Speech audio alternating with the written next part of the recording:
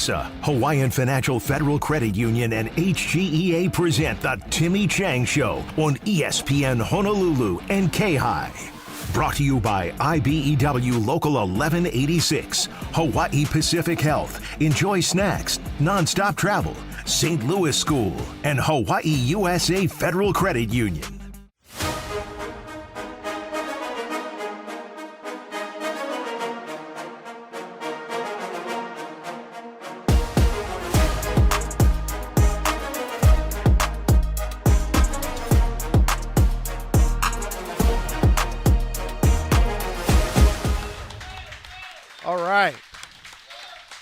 The applause seems to be a little louder this week. I wonder why. Yeah, you know what? Let's do it again. How about this for Timmy Chang and the Rainbow Warriors? Big win on the road this week against Nevada.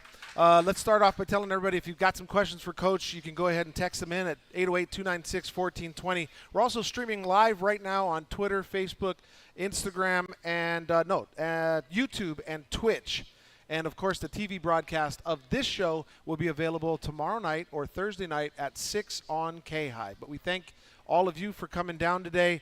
And, Coach, congratulations. First win on the road during your 2 years. First conference win this season. The monkey is off the back. Yeah, it is.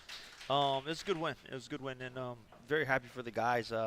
They played really well. They played with a lot of energy, and it was because of that and their attitude and their effort to play for each other. That was the difference. All right. I want to know, and I'm sure a lot of people also want to know, what was the difference this week as opposed to the previous week against San Jose State? Yeah, that's a good question. We were fired up to play our homecoming. We're fired up to play a good San Jose State team. I think we had our struggles, definitely heading in from Vegas, losing a close one to San Diego State, San Jose as well, New Mexico on the road.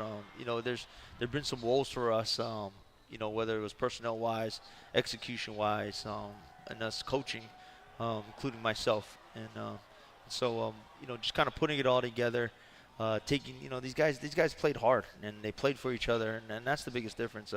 They got after the Wolfpack on defense. On offense, we did enough to play some good complementary team football, and that was good. Let's dig into the Nevada game real quick, and let's start with defense. Good stuff. UH had trailed 12 of the last 14 games at halftime until this past Saturday. A 17-0 lead, shutting out an opponent in the first half for the first time since the 2020 New Mexico Bowl against Houston. Halftime lead for the first time this season and the first time since October 22nd, 2022. 10 tackles for a loss, 6 sacks. The last time UH had that many sacks was October 8th, 2016 at San Jose State. Jalen Smith, he led with 7 tackles, added his first career sack and tackle for loss, and that means more rushing from the outside all season. Elijah Palmer had 6 tackles and a half tackle for loss. Andrew Choi set a new career high with 6 tackles and 1.5 tackles for loss and a half sack. Coach, your defense did remarkable this week. Yeah, the energy that they had during the game, before the game, together, the communication, all these things that we continue to preach and talk about, it really showed up on the road. It was just really them and their execution and their details. That's the biggest difference, really. They just really played together. They played for each other. There's no other way to explain it. I mean, it's the same, as we prepare in the weeks, there's some things that we tweak differently in practice and our toughness and our mental toughness and how we get that out of the guys. But in reality, it's those guys playing. They played hard. They played for each other. I'm proud of them. We started to kind of do some little different things and just put them down and get after it.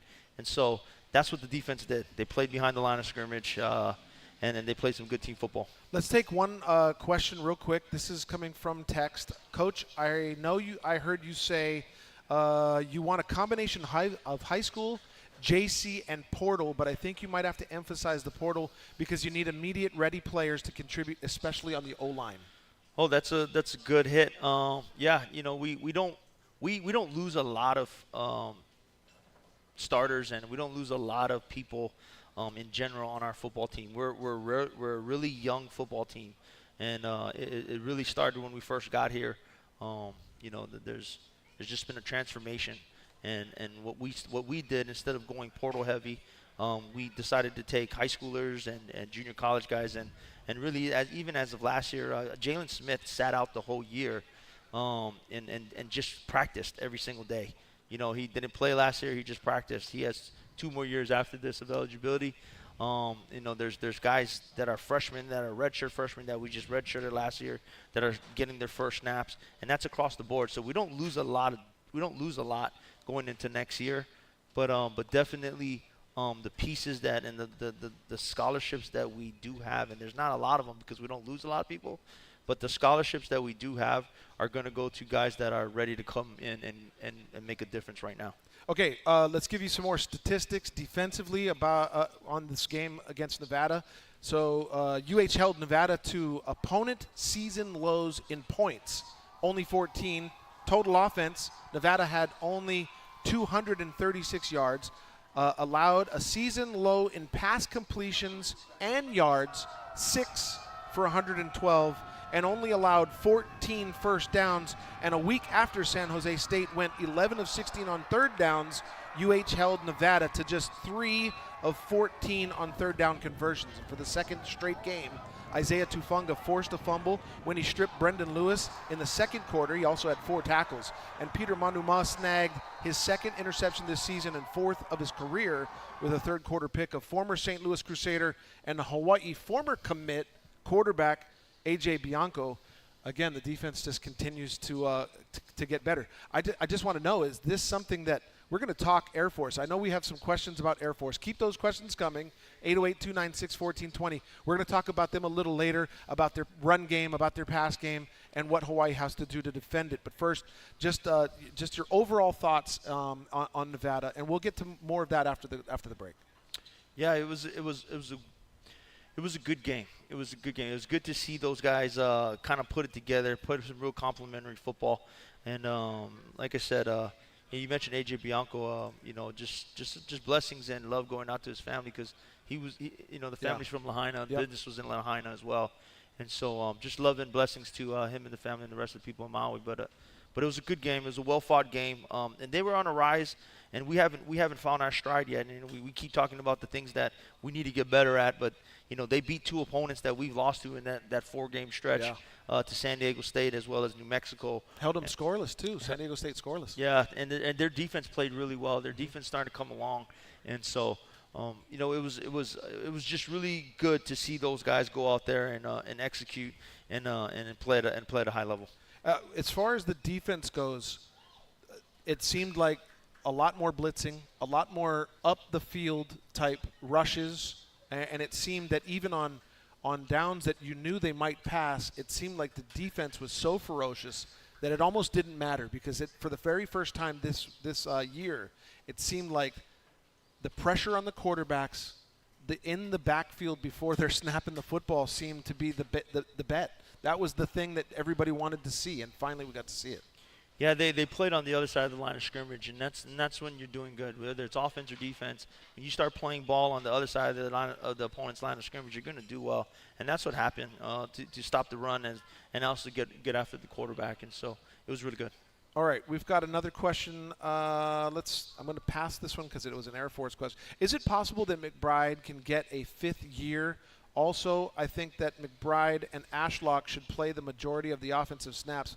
Why do you sub offense so much, or at least the receivers so much? Yeah, the 5th year, Steven's going to come back for another year next year.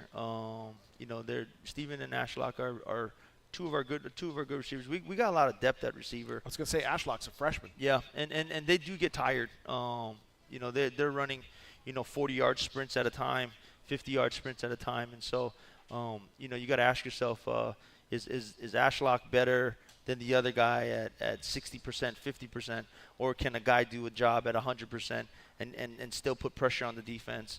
And so those are the things that come into mind. So I wish they had tanks that could go forever, but in reality, they're human, and so they get tired. All right, this question is also a text message in. What's up, Coach? How can you duplicate what you did this past week? Do you say the same thing, and do you do the same things? Curious. Yeah, it's really something to figure out as a head coach as you're learning your team and what they need and what the needs are in the stages where we're at. I don't think we say the same things. I think we grow and we talk about where we need to take the next step, where we need to develop. I mean, it's a win, but was it perfect? No, it wasn't. And so, how do we get better from here? What type of opponent are we playing? It's definitely a different type of opponent. And so you got to look at those things and you got to size up and match up where you feel that it gives your best place to win the game. So, but from a team aspect, right? And we talk about the brotherhood, and that's who we are. These boys love each other. Now it's learning how to play together, and that's what they did. They played together. They played for one another. They're learning it the hard way. Nothing's easy about what we're doing in our practices, especially when you guys come and see me on this Tuesday and Wednesday. Their bodies are spent, and we'll spend the next 72 hours recovering them because this one's going to be a tough game, and they're all tough, but especially this opponent that we're playing, this is going to be as physical as it gets. Okay, we're going to take a quick break. When we come back, we'll talk offense against Nevada. But first, random questions. Coach, do you have a favorite mascot? Yeah, Billy the Warrior. Billy the Warrior. Yeah. Who seems to be quite busy putting sons in the NFL. Yeah. Awesome. Billy the Warrior, yes. He was around when you were there. Yes. Very nice. Yeah. You have some pretty good guys coming out of the tunnel now. Yeah, they're good. They're good. That's our teammate Alpha Tia Thompson. That's his crew. And so Tihati. Yeah. All right, we will be right back with more on the Timmy Chang Show.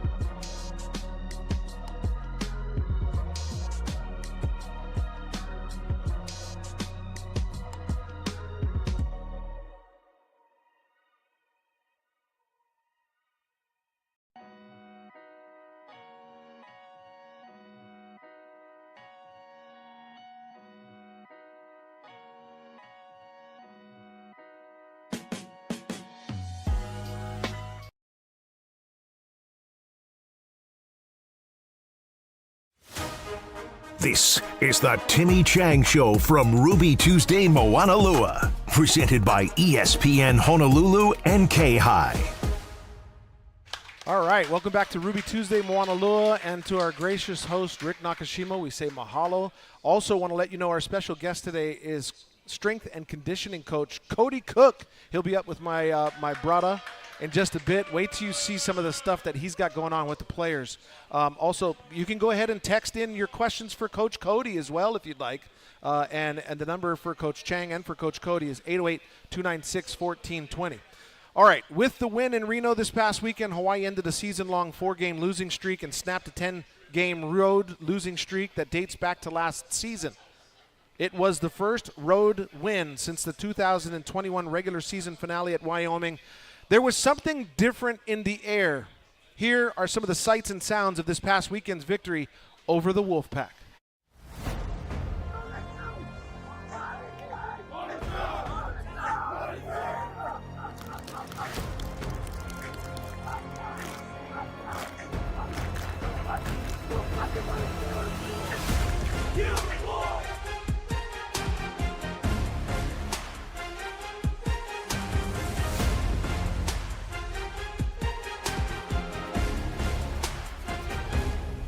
Hey, foot on the line, put your fists up, and you guys fight. Every snap, you guys bring everything you guys got. There's a difference between white lions and wolves, boys. There's a difference. What's your purpose today?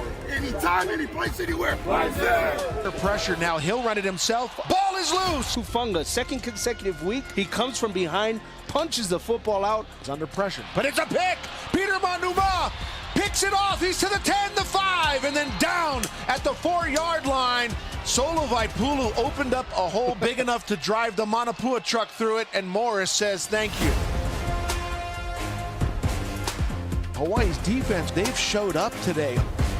Shager dropping straight back. Fires to the end zone. Ashlock, touchdown, Hawaii. Shager delivers a dime to the Hale.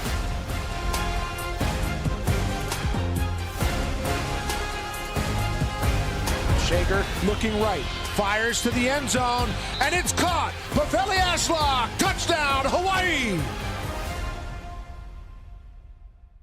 Final score, 27-14. University of Hawaii wins it. Coach, I don't know about you, but that was a really good sounding play-by-play guy and color guy. Yeah, the Manapua truck reference is Yeah, pretty there good. you go. Yeah, you like that? You like that? I do.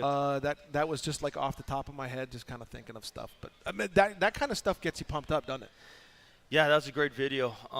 And the guys, they felt that. They felt that energy. Yeah. It felt good. Like you said, it's a long time coming to just get a road win. And when you feel that confidence, you feel you can go in someone else's house and come away with a victory, especially what these guys have been going through. That's fighting adversity, and that builds confidence. All right, we've got a couple of questions. Let's try this. And by the way, if you've got a question, 808-296-1420. Hey, Coach, during the San Jose State game, 2 different times when you were in field goal range, you chose to go for it on 4th down and didn't get it. Good decision? ? Aren't some points better than none?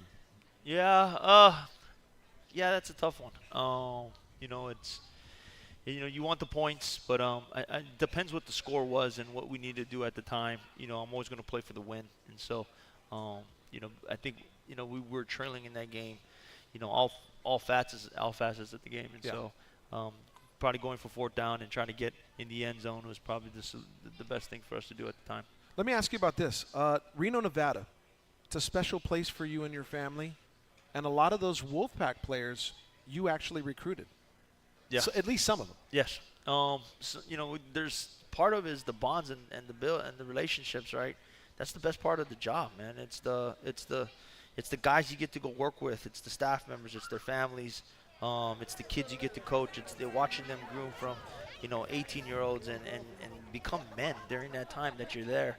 And so, 2 of my kids were born there. And so, we spent COVID out there, just like how everybody else spent COVID indoors. And we got to know our neighbors really good during that time. My family came up, and every day they were with with their childhood friends and then who they grew up with as they make new friends here. But that place has a special place in our heart, and very grateful. Offense, defense, let's talk special teams real quick. Another bright spot was your kicker and punter, Matt Shipley. Became the first UH player to knock through multiple 50-yard field goals in a game. He hit a career-long 50-yard field goal to put UH up 3-0 early in the second quarter. Then he did it again early in the fourth quarter to put UH up 27-14. Also had a pair of 50-yard punts and tied a season long with a 56-yard boot in the third quarter. That guy is doing some special stuff for your football team. And now, even at altitude, you know that he's pushing himself. He's going to go the distance when you need him. Yeah, he's remarkable, and he does some really good things from us. He goes unnoticed until you start talking about his stats, but been really sound. I think he's only missed one field goal. Interesting fact that I just learned that he has a brother that also plays college football, and they're both combined. I think with one's 13 of 13, and Chip is 12 of 13, and they're both pretty special, but. I love ours. He does both punt and field goal for us. He adds a lot of value. That's not even talking about his 2 fakes that he had in the last 2 years. Yeah.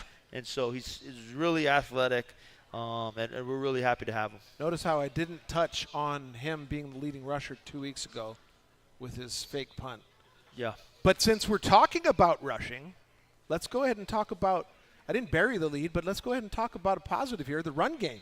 UH rushed for a season-high 136 yards, led by Landon Sims, who set a new career high in rushing attempts with 11 and yards with 65. It marked just the second time this year UH cracked 100 yards for a game. Last time they did it was against Albany with 113. Shager tied his career high with 49 yards rushing, just 6 yards lost. He had 2 sacks. Dalen Morris was good for another goal line touchdown, his second and fourth rushing TD this season. The rushing game was there, so you put the run to the run and shoot this week. Yeah, sure. It was definitely a build off of what we've been doing from the previous games, and so starting to come together a little bit. It's piece by piece, and it's finding ways to put our guys in better position, and so definitely had some good chances at running the ball, and these guys made the most of their opportunities. All right, let's continue to talk about Hawaii's offense real quick. With 203 yards passing, Braden Shager moved into 7th all-time in passing yards with 5,731, surpassing Garrett Gabriel by exactly 100 yards. He also moved into a tie for 10th in career passing touchdowns with Drew Brown after tossing a pair on Saturday. He's now up to a total of 37. Pofele Ashlock had a career-high 9 catches, 87 yards, and scored multiple times for the second time this year, also versus Stanford, with touchdown catches of 26 and 5 yards. Ashlock, who has scored in 3 of the last 4 games, ranks second on the team in touchdowns with 7. That connection is always great. And when you don't have McBride catching touchdowns, you got Pofele. And then when you want to move the football, all your receivers seem to do the job. Yeah, there's some growth in there. There's some good development happening in that room. Those guys are continuing to get better, man. They're building confidence. Shager's growing in the offense. He's starting to own his own. I thought I saw some moxie out of him that I appreciated, and it's needed at the quarterback position. But across the board with Alex Perry and Jonah Pinoki and Kawhi Nishigawa and Tamatoa, there's some guys that we can go to that provide some depth for us and can catch the ball. We will talk more about Hawaii's offense and defense and what they'll need to do against Air Force. But first, one more time, let's do some random questions. What is your favorite song? Oh, I don't know. Justin Bieber, Taylor Swift, Kalapana. I mean, Maoli, Bob Marley. You can stop me anytime. I don't know if I have a favorite one. I mean, they're all good songs. There's a lot of good songs. I don't know if I have a favorite. If you're going to go to a karaoke bar, you're going to sing? Oh, I mean, I don't know if it's my favorite song, but it's something I would know that I could hit a tune with probably. Man, between drinking water as your favorite drink and now your favorite song, I don't know what to. Really? No favorite song? I mean, yeah, I Let's go with this, since you've got 6 kids. Baby shark, do baby. See, I knew that'd get them going. We'll be back right after this. Cody Cook and Mark Veneri right here on the Timmy Chang Show.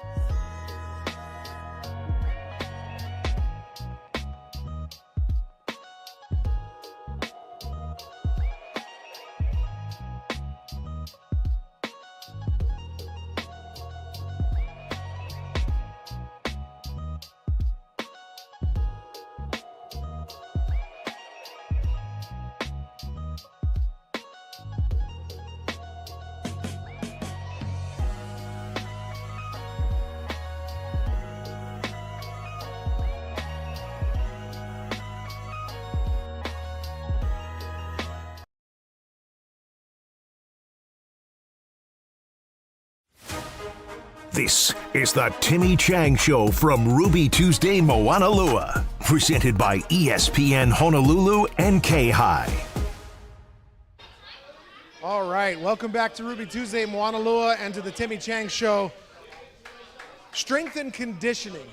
It's key to most sports, and University of Hawaii is lucky to have this guy, the right coach to help the athlete be the best that he or she can.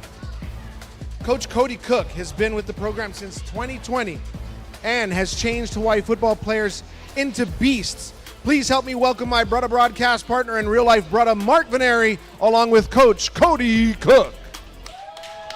Hey, can we get that chant again? I know the kids over here. Let's go get that chant. Cody. There we go. Coach Cody Cook. Glad to see they love you. I do, yeah. So many kids. I mean, how could they not? You're going to have more, right? Yeah. Is that the plan? That's the plan, for Okay, sure. all I right. think she's looking at me kind of funny. But Well, I want to get to this, guys. People who don't know, I have funny traditions when I go on the road. John knows this. Many of you don't know this, but the first one, obviously, right before the game, I know when we had Chris Brown here, I go and listen to Coach Chris Brown and his speech. Not that I'm going to go play or go do a wedge break or anything of that nature, but he gets me pumped up before the broadcast. But when we go to our very first practice, after we get on the road, me and Coach Cody linked up. I don't know how this happened, by the way. I don't either. It just kind of started, and we've been rolling ever since. I think it was because I looked so tired. I think it was at Michigan. It was, It was yeah. at Michigan this started. And Coach Cody has it. He's going to show this. I smell the smelling salt. Do you guys know what it's pneumonia, right? It is pneumonia, yeah. So it basically is for if you get knocked out or you get a concussion. Right. It's like an alertness. You know what I Okay. mean? So me and Coach Cody are going to bust out the tradition right now. Right now. Here you go. Oh, okay. Yep, there you go. Okay, now we're ready. We're ready to do the interview. There we go, Coach. Coach, you've been through two head coaches. What's the transition like for you from Coach Graham to Coach Timmy Chang? You know, honestly, it's been really smooth, and I think Coach Chang really made it smooth. You know, and I'll be the first to say I'm obviously very blessed and very thankful that he kept us here and that we're able to be here and be a part of this program. But overall, it's been really smooth. You know, obviously there were some dark times in there, but it's been really incredible. I think as a coach, you know, one of the main reasons you do this is to serve kids and to kind of see them grow into better people and to be able to see these guys and them come back on the other side of this and really fall in love with the game again and see that throughout these last 4 years now, I think has been really incredible. And then also for you, you know, going through the two regimes, you also had to learn about culture being here. You're not originally born and raised here, but you've kind of adapted the culture. Like you've welcomed the culture. How's that been for you? It's been incredible, and I say this all the time, and I can't say this about everywhere I've ever been, but being here, I really feel like I've learned more from the kids than I could probably ever teach them. Just kind of being around them and learning more about their culture, the culture here in general, and kind of where they're from, what each side of the island is like for them. You know, like Zen and Kayana, for instance, right? Guys being from Hawaiian, you know, it's different, but they've taught me so much about just each part and everything. So it's been really, truly a blessing. Now, we have some pictures of you talking to the players. What are you saying that has so much of an intense look right here? Because that looks like, if I'm one of them, I'm going to look Andrew Choi, for example. If that was me, I'd probably be dying out there. But what is the conversation there? Do you remember that picture? I don't, but that looks like a Friday. So we were going to work that day for sure. Fridays was our big conditioning days. It's kind of how we ended the week. Biggest thing is just getting our mind right. You know, I think, you know, Coach Chang touched on it a lot. It's that mental toughness piece of being able to really envision yourself being able to take on anything and everything at any moment and know what you're working for. You know, we talk about it a lot with our guys, but enjoying the process, I think, is the biggest thing. Being process-driven, not necessarily result-driven, but knowing that if you go to work every day with a certain mentality that things are going to come your way and know that there's going to be ups and there's going to be downs, but we're going to go hit this thing head-on every day. Now, I got to say this because I was actually people don't know this either. I was a strength and conditioning coach at Hilo right after I graduated as a graduate assistant. I think being the strength and conditioning coach is a year-round thing. You know, even coaching in general is a year-round thing. But for you, the strength and conditioning coach, you got to set a program for the summer. You got one for fall, spring, all of that. It is year-round, and it's constant. How do you mentally prepare yourself as a strength and conditioning coach? I think biggest thing is just always diving into the research. Obviously, there's a science and practice behind it, and that's kind of one of the main reasons I fell in love with it. That's certainly a passion of mine. Biggest thing is relationships. It'll always be relationships. That's definitely why I love coaching. But there's definitely a yearly process to it, like you said, knowing what the winter time entails. You're coming off of the end of the year. You've lost some strength. You've lost some power. That's just the natural part of the game. So how do we get that back and get it back in the right ways? Basically, we're going to try to take their base of who they are as an athlete and continue to build it up. And as we get closer to the summer, closer to the season, then we're going to be a lot more position specific about what we do. And I think this is kind of cool because that transitions us right into the next question, Coach. You have transformed players physically. We have some of those before and after pictures. Tell us what has worked for them. And we're going to go through each of these players. And let's start off with Braden Shager. Yeah, absolutely. First off, at the end of the day, we put together a blueprint for them, but they got to put the work in. So, this is kudos to these guys and kind of how they work year-round. That first picture is from February of 2022, and that last picture on the right is from the end of the summer there. But Braden did an incredible job. He came in, being a Texas kid, he was pretty well trained in general, but him being able to change his body composition, him being able to be able to give hits or have to take a hit or whatever it may be, I think was really important for us. But him, obviously increasing his strength. His clean went from 253 to 286. His squat increased. His bench increased. I was just about to say that squat increase as a quarterback to be squatting 465 pounds. 100%. And, I think that's huge plays into their arm strength too, right? Everything that he does in terms of throwing is going to stem from his hips and his legs. So I think that plays a big piece of it for sure. But he takes great pride in the weight room. And I think that's what really pays off is when you take a lot of pride every single day to go in and get the job done. Next man up, let's go with Isaiah Tufunga. This is a big one for us. I remember very vividly, Coach Chang and I talking at the beginning of the year, and we were talking about how we have to change Isaiah's body. You know what I mean? So we sat down, talked with Isaiah. He was a little heavy for what we needed. He was at 235 at the time. Wanted to kind of bring him down. He's been around 220 to 225 all season. Athletically, and he'd say the same thing. It's always been a battle to get more weight on the bar, We were able to increase it inch by inch, but the biggest thing was his speed, which isn't on there. But he's been able to pick up speed, quickness, agility, and I think that's what's really helped him. Tylen Hines, and I know we were talking a little bit earlier about Tylen Hines and kind of the process and development he's going through, obviously battling some injuries. But Tylen Hines, one of the biggest transformations on this team. For sure. Tylen is a guy you got to tell whoa, not go to, for sure. Tylen wants to go all day, every day, so he's not shy of the weight room. He's actually in our breakfast club right now, so he comes every morning before practice, Tuesday and Wednesday at 5:30 a.m. to get extra work in. But he's done a heck of a job, really. Again, you talk about a kid that's 175 pounds that squats over 500 pounds. That's what keeps his legs driving. You know what I mean? That's kind of what he does. That's kind of his MO. Okay, and lastly, one of the kids, we've talked about him, about putting on weight because he struggled so much with putting on that weight, putting the extra pounds to play that strong safety position, Peter Manuma. Yeah, that picture on the left there, that's Skinny Pete right there at 165 when he first got to us. We're able to get him up to 190 right now. So, man, extremely proud of this kid because he took it to heart. He tells me that it's straight corned beef is what got him to 190, and I'll take that any day. But he's done a great job, and he's still got a lot of development ahead of him. How much pride, when you see these pictures and what you put together a plan with Coach Timmy Chang, how much pride do you have in for yourself? Because it is a process, and seeing these guys develop the way they have been.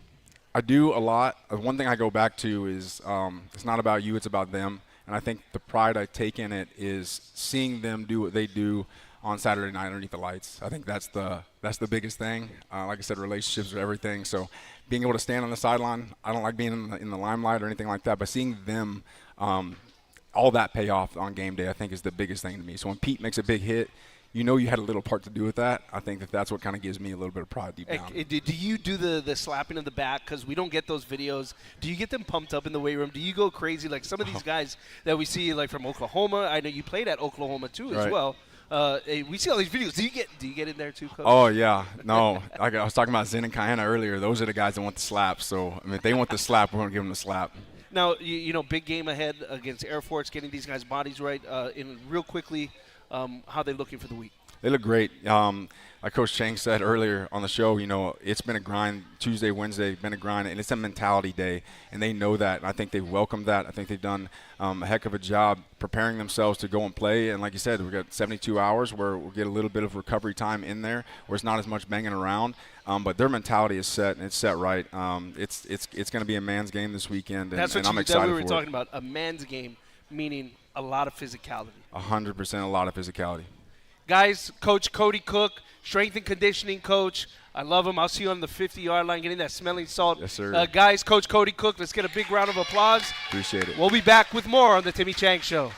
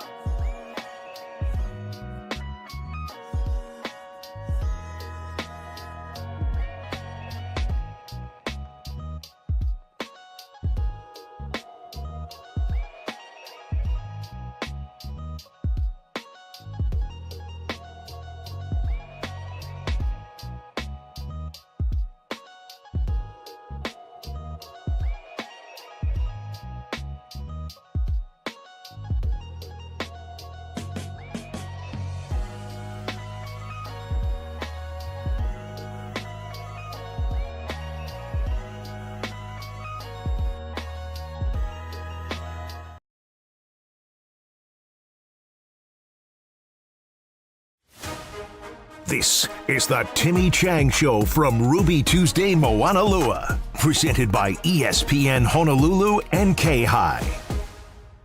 All right, welcome back to Ruby Tuesday Moanalua for the Timmy Chang Show. Great to talk to Coach Cody. I don't know what the deal is with the whole smelling salt thing. I tried it. Mark's like, you got to try it. I'm like, I don't really want to, but I will because Cody's such a nice guy, and I didn't think he'd steer me wrong. And then I took a sniff, and I damn near fell to my knees. Yeah, that's not for me, but Coach Cody is one of the good ones in this business. Yeah, and, absolutely. I'm glad the state gets to see the man behind the scenes that has our guys for 4 to 5 months out of the year. It's very important, and you know who you put around put around your team, who you let them hear, who you let them to be around and look up to is very important. So Cody's the right guy for the job, and as you can see, he gets the results done. And so you know, it's just a building block, and Cody knows, and he knows the process. Just really grateful for him and his family to be here with us. They come from Oklahoma, and so on the flip side of me being away with my family and the Chang gang for all these years, and I get to come back home, I know exactly how Cody is and how he's an adopted Hanai brother from Oklahoma. I told him, I said, what, you can do all that with Tylen and Braden and stuff. What can you do with a 51-year-old? And that's a pass. We won't get the answer on that. Okay, let's talk Air Force real quick. Keep your questions coming in. We're going to be answering them here in just a second. Unbeaten in the Mountain West, Air Force comes to town having an 8-1 overall record and having lost to Army last week. They are 5-0 in the Mountain West Conference. This is going to be a tough task. 100%. Yeah. 100%. We played against Air Force maybe 3 times at Nevada, and we were able to beat them once at their home place. Every game is a tough game, and I think we combined loss for maybe 3 or 4 points in the other 2 games, and it's you know what you're getting for 60 minutes, and you're gonna have to stop. You're gonna have to stop the option. You're gonna have to stop the run. They're gonna run down the A gap. You stop the A gap, they'll run down the B gap. You stop the B gap, they'll go to the C, and then they'll go all the way out with their toss. And if you're using your safeties and your corners to fill the gaps in these runs, then they'll test you and they'll throw the ball 1, 2, 3, 4 times a game, and those guys are going to be really wide open. They're really good at what they do. Defensively, they're really sound. They don't do a lot of things, but they're very sound. The two best things that they do, in my opinion, than anybody else I've ever seen, pound for pound. I mean, you can talk about 5-star recruits. You can talk about all these different things. The academy gets kids that want to be in the academy, want to be at the Air Force. And they're disciplined. They're disciplined, and really the quality of having discipline, and running to the football and being very fundamentally and sound when they tackle. I mean, that's all the difference in football. Football is not a very overcomplicated, different game, and they seem to make it very easy. And so, my hat's off to that coaching staff, Coach Charlie Calhoun, and that football team, and utmost respect to them. I'm getting my team ready.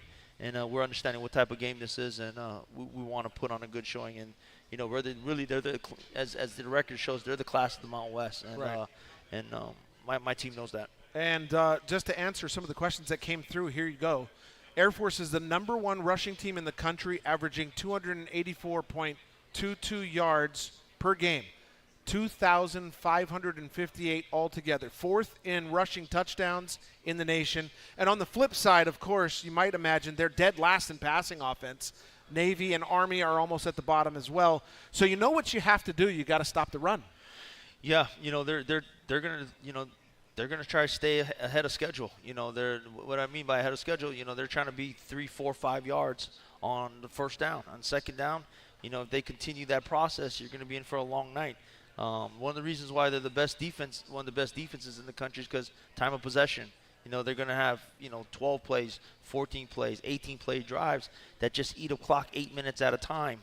And so you're going to face that, and until you stop them and you grit down and you make sure that your guys are playing in the backfield, just like how we talked about in Nevada.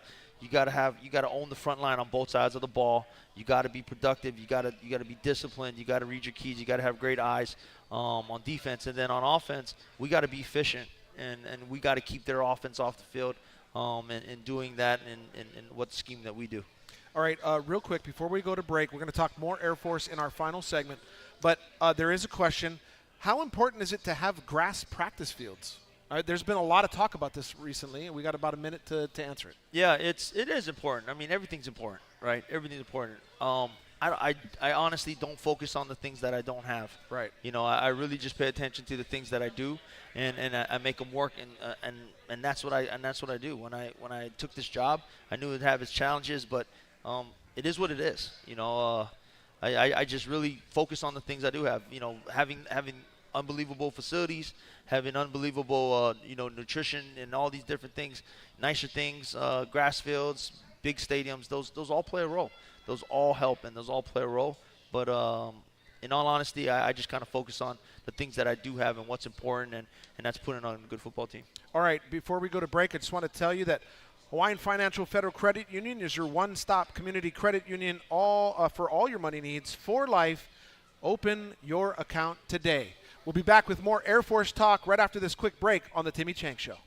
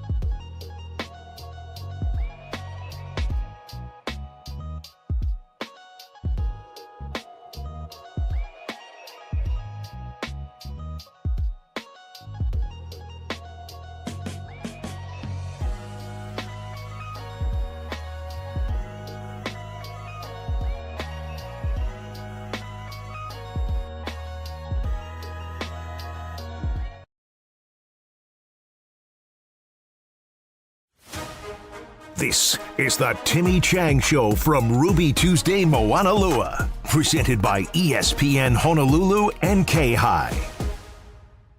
All right, welcome back to the Timmy Chang Show, final quarter here on the show. And, of course, as always, we've been asking you to text your questions in to Coach, 808-296-1420. We've got one about the offensive line, and it says, can you develop a credible offensive line?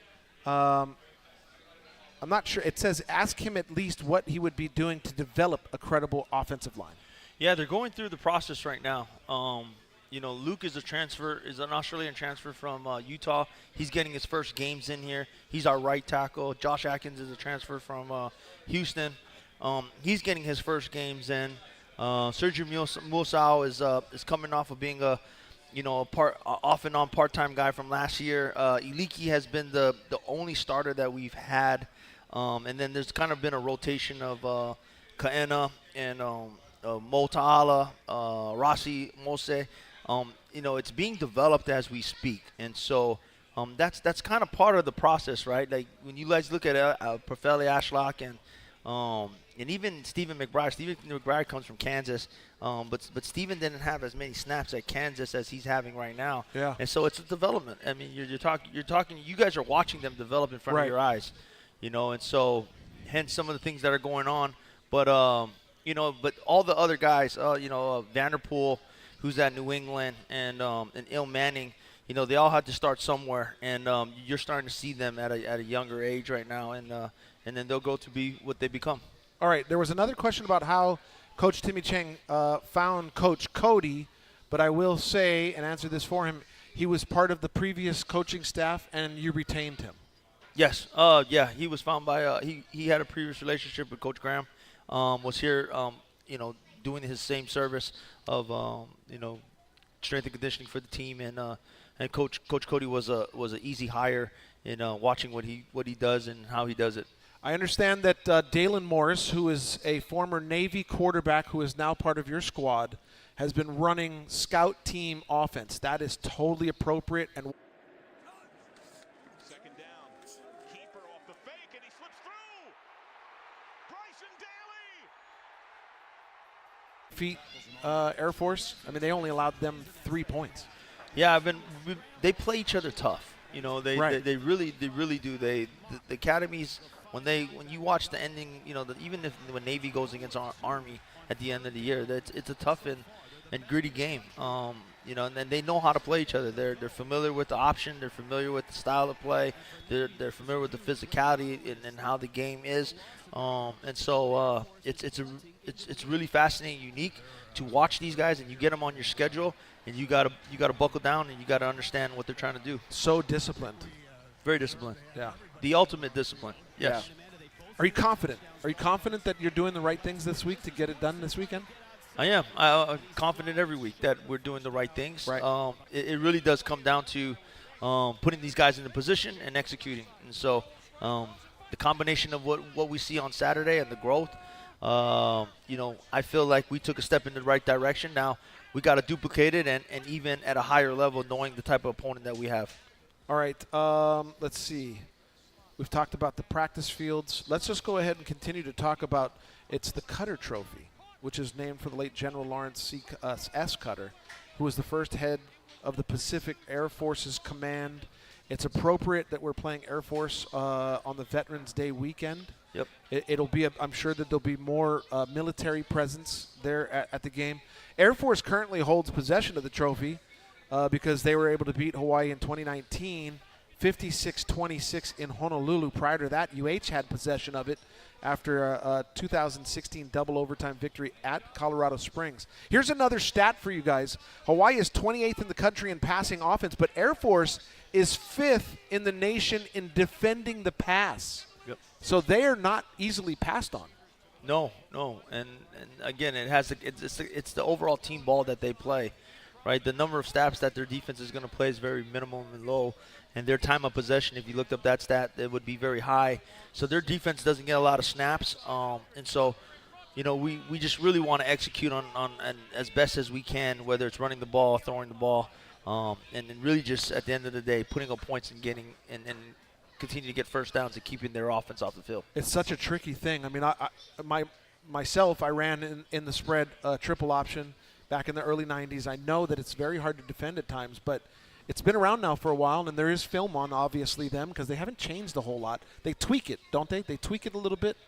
Sure, especially with the new rule of not being able to cut. Downfield. Cut down the field, cut at different angles, only being in the pocket. But they have found a way to not cut in those different and those restricted areas and still be as effective as the leading rushing team in the country. It's funny because when we ran the spread option back in the 90s, a lot of the high schools tried to emulate that, but they couldn't cut. So they were doing some of the things that the colleges now have to do and learn how to do that. Sure. They play a great game of leverage, and you got to be real disciplined, and you got to be honed in on your keys. Air Force leads the all-time series 14-7-1, and in Honolulu they lead it 8-5-1. We hope that you can change that this week, Coach. Yep. Thank you. We'll add one to the win column. All right, time to give away. Ooh, it's a nice one too. Well, they're always nice, but how's that guy right there? Yeah. That's a nice touch with the shotgun. We don't want to leave that right in front of your face, though. So No, okay, it's okay. You want to do it, or you want me to do it? No, switch it up. You can do it. Okay, I'll do it. Okay. All right. The winner of the Enjoy Snacks giveaway basket with the How's It on top is Joe Eisen. Where's Joe? Yeah, where's Joe? Raise your hand. Woohoo! You don't got to come up, and we won't embarrass you, but perfect. It's literally right in front of your face. That's okay. Now it's even worse. Okay, wait. Here we go. There we go. All right, the Enjoy Snacks giveaway. Folks, we will be back here on the Wednesday just prior to Thanksgiving. Hopefully it's after a home win against Air Force and a road win against Wyoming. We really appreciate you, Coach, and everybody here down at the bottom of your screen that made this possible. Good luck, and go Bows. Hey, go Bows. Let's go. All right, everybody, that's the Timmy Chang Show. We'll see you in a couple weeks. And don't forget the TV broadcast tomorrow night, Thursday, 6 p.m. on K-High. Aloha.